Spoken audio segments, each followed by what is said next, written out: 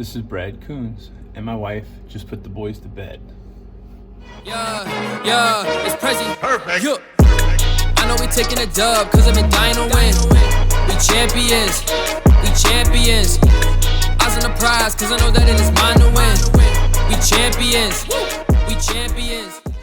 All right, it is Testimony Tuesday, and I hope everybody is doing well. I hope that you were able to vote for our story time, our ultimate tournament story time winner. Okay, and that winner is Wrecking Shakti's car. It will move on in the pairings. It'll move on in the tournament to the next round. And so today I'll have to tell a story to you guys. The story was called Homecoming Page, and I'll tell that later on in the episode. Okay, we will also have it separate from the episode for those of you that just want to view the story as well. It is Testimony Tuesday, and you know, I have, like I said, when I played at Miami, I have many teammates. You know, I got the Ed Reeds, the Brett Rombergs, the DJ Williams, which these are my two NFL jerseys that I have. You know, I got the guys like that you know, everybody knows about. But there are some unsung heroes, and there are also some guys that just have really good stories to tell. And I'm excited today to have Darrell Arline with us today. And he is the author of a book that's moving up the bestseller list nonstop. Lord, Please Forgive the Black Man. And it is a 40-day devotional that he has written. And we're just excited to welcome him to the show. Hey Brad, what's up? It's your boy Darrell Arline. Thanks for having me on. Thanks for put the kids to bed. So it's awesome to have Darrell, and it's also just, you know, kind of one thing I'm excited about with this show is just kind of talking to people about different things and getting their take on things, especially as I move forward with this ultimate tournament of story time.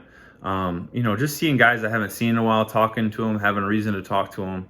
And I'm excited today that Darrell gets to kind of give his story, his reason behind the book. And you know, he's going to share with us here. You know, he's going to deal with things that I dealt with, that many of us have dealt with before, and you know, looking forward to hearing them. So without further ado, here's Darrell. You know, everybody has a story.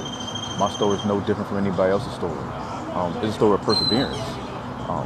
We played at the University of Miami where, you know, we didn't lose too many games. Probably lost 4 games in 4 years. And in high school, I went to John Curtis Christian School right outside of New Orleans, and we've lost 2 games in 4 years. So with me, I wasn't used to losing, so it was something I had to get a grasp of. Because when you're not used to losing, certain things can throw you off your stride. So with me, I had to get used to losing, and I also had to get closer to God. And that's why I created my book, to ensure my walk with God, because I was struggling in certain parts of it. So I created something that, for me, could help me on this path. I've ordered a couple of his books, and I'm looking forward to reading them, and kind of, you know, seeing the whole 40-day process that he has going. But I've seen some great things on Instagram and on Twitter from him. But you know, speaking to what he just said, I know that as a Christian, you know, we go through times in life where things are going really well, and we go through times in life when things are really a struggle. And you know, like he was talking about with our time at Miami, you know, being so successful.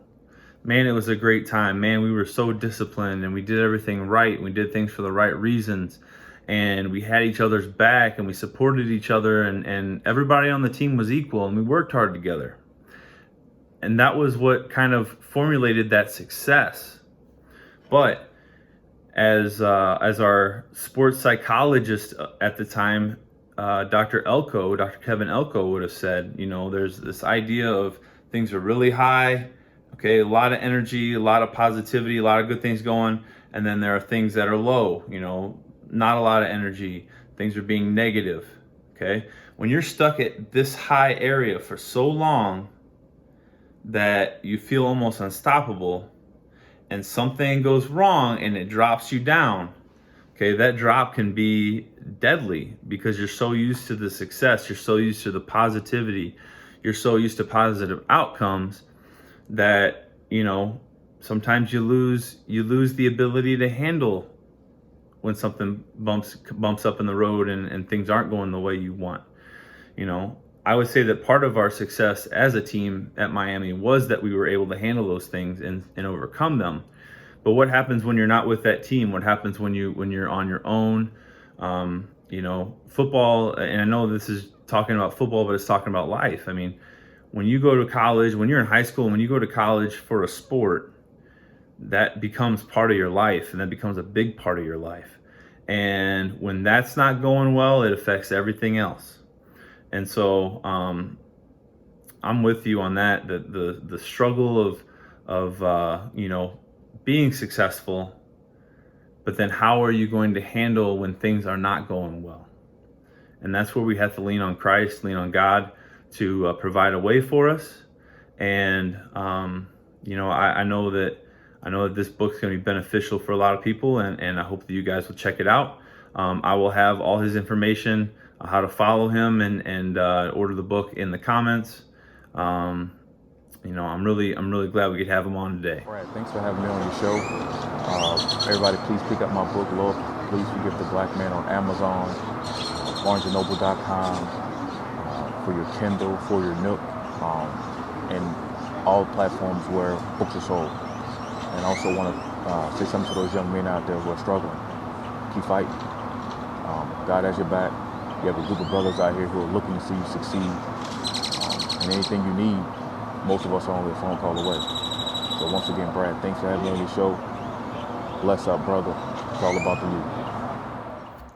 Amen to that. And it's the truth, man. There are a lot of us out there that are struggling, but there's a lot of us out there that are willing to help people. And so just want to throw this out there. And I kind of meant to touch on this Sunday and Scripture Sunday, but if you have prayer requests and you're watching this and you just, maybe you want to know more about Christ, maybe you want to, just receive prayer in these times. My email address will be in the comments below or the description below. And feel free to email that email account if you have prayer requests or anything, and we'll make sure that you get prayed for. All right. So before I tell, again, thanks, Darrell. Before I tell the story of the homecoming page, the 16 seed that was knocked out. All right. And just realize that 16 seed stories are going to be 16 seed stories compared to the number 1 seed. Before I tell that story, I'm going to tell you about our next battle that's coming up. So check this out. Okay, so we're back. Our second matchup to be voted on for the ultimate tournament of story time. We are going to the Big Coonsy bracket, and it's going to be the number 2 seed, my 2-touchdown game, versus the number 15 seed, the bald guy of the year. That's right, I lost my hair. Okay, so get on, vote on Twitter. The show for tonight hasn't aired yet, but I'm gonna go ahead and put this vote up so that when I have Wrestling Wednesday tomorrow night, you'll be able to hear it on Wednesday. Okay, so again, make sure you vote. My 2-touchdown game versus bald guy of the year. See you later. All right, guys. So based on the vote, Wrecking Shocky's car has moved on, and today I am telling the story of those titled Homecoming Page. Okay, and this is the earliest of the stories that I have, and it's probably one of my earliest memories. I have more than that, but it's definitely one of them. So when I was in kindergarten, 5 years old, my mom was a teacher, and because of that, I was selected to be what is called the homecoming page. And the homecoming page, there's a boy and a girl, usually around the kindergarten age, and they are asked to carry in the crowns for the homecoming court at the high school. For those of you that I don't know if bigger towns did this, but I know small towns, homecoming's a big deal. And that was a big deal to be a part of that. And I remember I was laying on the couch in my parents' house when my mom got the phone call that I was selected. And I cried out of my mind because the thing that I knew was that my dad was relentless in teasing me anytime he saw me with a girl. And I was going to have to walk with a girl in this. And my dad would just tease me and tease me and tease me about everything. So I didn't want to do it. I said, I don't want to do it. I don't want to do it. Okay. So my mom said yes, accepted it. I was kind of forced to do it. And I was okay with it. I was okay with it after the fact. So, and I have some photos from this that I will add in here, just so you can see it. But it's from my scrapbook. My mom makes the best scrapbooks ever, and so I have the pictures from it. But here's why this was such a life-changing moment for me. And yes, this is a 16 seed, and this is what a 16 seed story is like. It was a life-changing moment. So when we did the practice, they said our name, and what grade we're in and what we wanted to be when we grew up. Well, during the practice, they had asked me what I wanted to be. And I said I wanted to be a professional wrestler. That's what I wanted to be. That was the goal. And I remember being in the ceremony at homecoming and walking in and hearing my name, expecting them to say that, and they put professional athlete. I then was so nervous that I didn't think about it, but later I asked my mom, why didn't they say professional wrestler? I want to be a professional wrestler. And my mom had changed it. Okay, so that moment I was wanting to be a professional wrestler, and I got the size, the athletic ability to do it. But it just didn't pan out. And that might have been the moment that changed things. So that was your 16 seed that has been eliminated, and Wrecking Shocky's car moves on. And I hope you guys enjoyed tonight's show. We've decided to keep things from being too long. The episode on Saturday was 30 minutes, and I never intended for this to get over 15 minutes. We're going to release these stories separate from the episode after the episode. Okay, so we'll put them in a playlist together, and it'll be good. So thank you guys for listening. And before we go, I just contacted my mom, and she sent some pictures from my scrapbook. Here you can see this strapping young lad, a 5-year-old Brad Coons, getting ready for the homecoming.